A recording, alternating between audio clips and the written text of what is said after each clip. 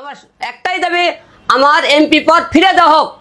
বিষয়টা ক্লিয়ার করা কিছু নেই, আপনারা সবাই জানেন। এই আওয়ামী লীগের আমলে যে নির্বাচন করে ইশরাককে জুলুম করেন, তার প্রার্থীটা বৈধ ঘোষণা করে তাকে করেন ফিরে দেওয়া হয়।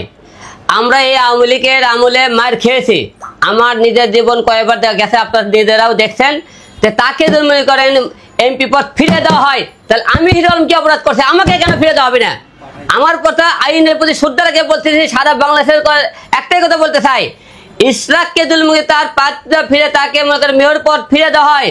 আমি হিরো আলম 4 বার জাতীয় সংসদ নির্বাচন করেছি, 2 বার আপনারা দেখছেন আমি পাস করেছিলাম, এবং আমার মৃত্যুর মুখে আমি তাকে ফিরে এসেছি।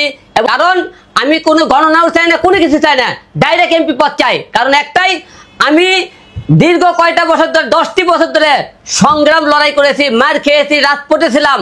আওয়ামী লীগের আমলে যখন বিএনপির অনেক নেতাকে দেখছি, আপনারা মনে করেন আড়া জঙ্গলে ঘুম পাচ্ছে, রাস্তার মধ্যে কথা বলেনি, আমরা সকল বুক ফুলে কথা বলছি।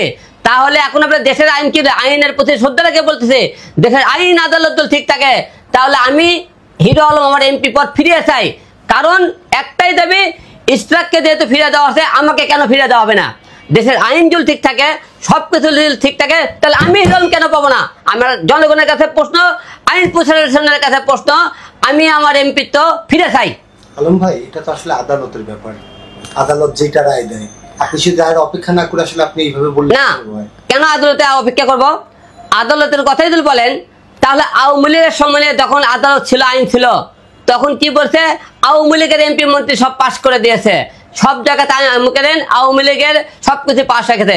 তাহলে এখন তো লোকজন মনে করেন আগেই ধরে নিয়েছে, সামনে নির্বাচনে বিএনপি এবার প্রধানমন্ত্রী হইতেছে, তাহলে বিএনপির লোকেরা এখন থেকে আইনের আশ্রয় নিতেছে, আইনের কাছে গেলে তারা দল পায়, তাহলে আমরা কেন পাবো না? কেন এখন আমাদের কি অপরাধ?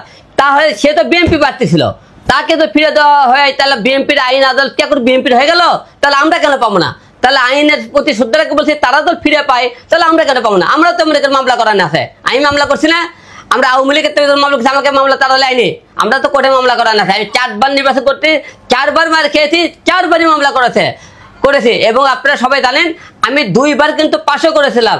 ঢাকা 17 আসনে আমি পাস করেছি, বগুড়া 4-এ পাস করেছি, তাহলে কোন জায়গা থেকে পাস করিনি? তাহলে আমি যদি পাস করে থাকি, তাহলে আমাকে কেন দেওয়া হবে না?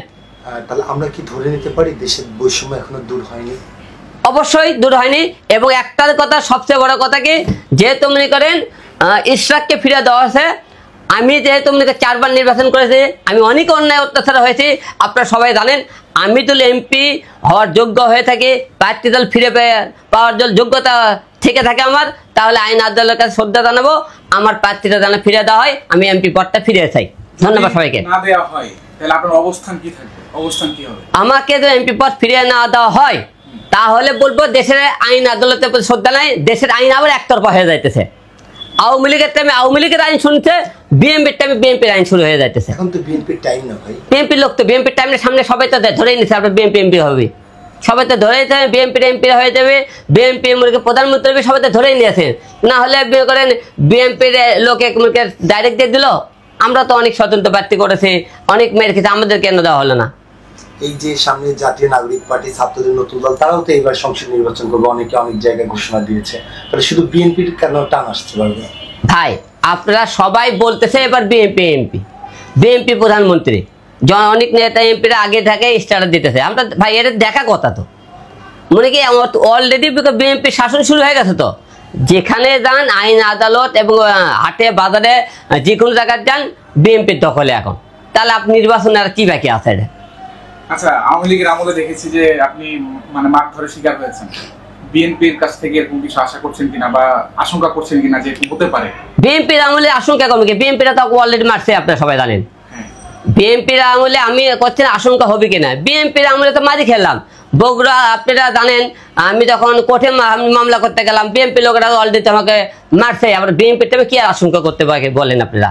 আমি তো এমনি বিএনপির টাইমও মার খেয়েছি, আওয়ামী লীগের টাইমও মার খেলাম। আলম ভাই, আপনার স্ট্যাটাসে কয়েকজন কমেন্টস করেছে আলম বুঝি আবারও মার খেতে যাচ্ছে, এই বিষয়ে কি বলবেন? সত্যর পথে কথা বলতে গেলে যদি হিরো আলম মার খায়, মৃত্যু হয়ে যাক, কিন্তু অন্যায়ের প্রতি প্রতিবাদ হিরো আলম আগেও করেছিল, এখনো করবে। অন্যায়ের কোনোটাই প্রশ্রয় পাবি না।